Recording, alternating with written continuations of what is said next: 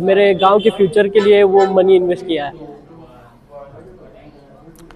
यानंतरची बातमी सांगलीमधलीच आहे।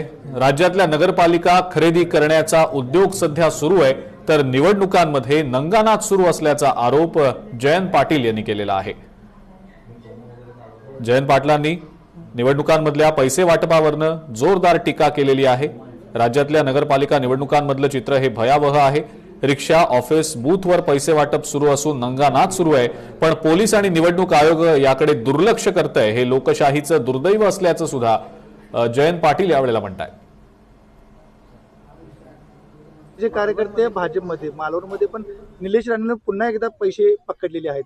परवाचं प्रकरण झालं काल रात्री आणि प्रकरण सगळ्या महाराष्ट्रामध्ये नगरपालिका खरेदी करण्याचा उद्योग सत्तारूढ लोक करतायत असं दिसतंय आणि निवडणूक त्या शहरामध्ये कोट्यावधी रुपये खर्च व्हायला लागलेत।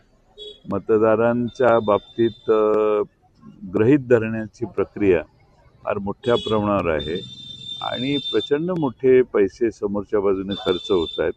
महाराष्ट्रातल्या सगळ्या नगरपालिकामध्ये महानगरपालिकात हेच दिसेल, पण नगरपालिकात जे चित्र दिसतंय ते अतिशय भयावह आहे। तुम्ही जे सांगताय काही ठिकाणी पकडले गेले, हे पकडले गेले म्हणून अशी इथं अनेक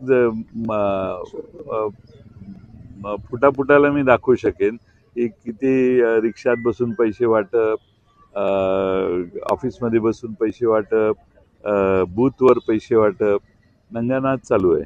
पण ठीक आहे, आता काय पोलिसांना आणि निवडणूक आयोगाला त्याची दखल घ्यावीशी वाटत नाही। हे भारतातल्या लोकशाहीचं दुर्दैव आहे। 1 कोटी रुपये द्या आणि 11,000 मते घ्या, अशा ऑडिओ क्लिप्स व्हायरल झालेले आहेत। भाजपा ईव्हीएम वाल्यांना मॅनेज करते अशा ऑडिओ क्लिप व्हायरल झालेल्या आहेत आणि पोस्ट सुद्धा अशा बाहेर पडलेल्या आहेत।